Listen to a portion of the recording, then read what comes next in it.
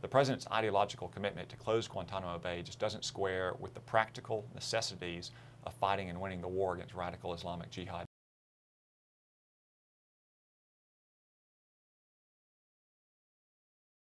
Senator Cotton, President Obama continues to call for closing Guantanamo Bay. He's made campaign promises. He continues to push on it. What's the strongest argument against doing so?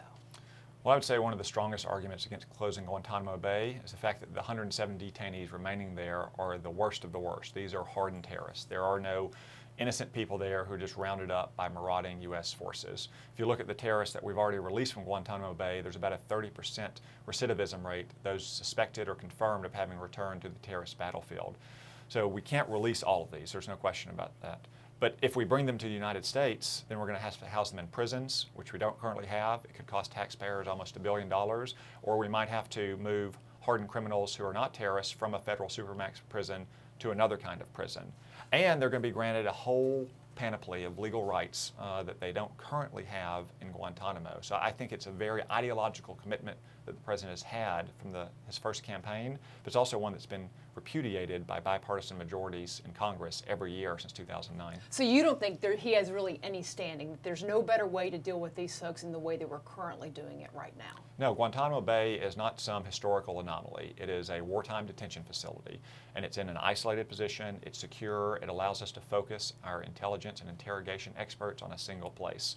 The only problem I have with Guantanamo, frankly, is that there are too many empty beds there. We should have been capturing more terrorists and sending them to Guantanamo Bay to interrogate them and get valuable, actionable intelligence of the kind that led ultimately to the killing of Osama bin Laden.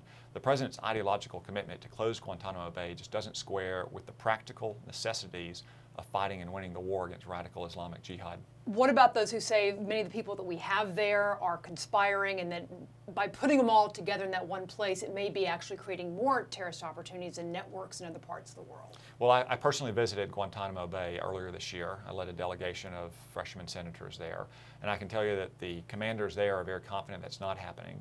I am very confident it would happen if we move those detainees to the United States and put them in prisons or other kind of military facilities which are not designed to handle this kind of hardened terrorist.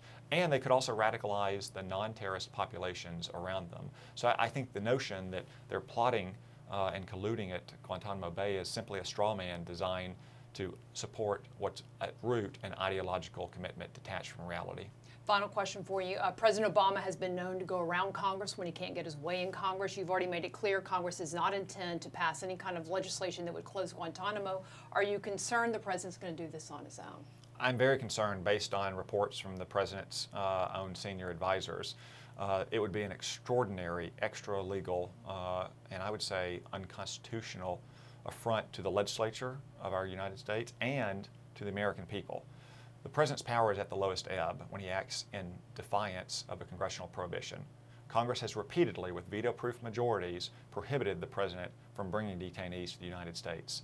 If he violates that law, I think that it would be a dangerous precedent, and I think even those Democrats who support the closure of Guantanamo Bay would rise up and want to rebuke the president with new legal action.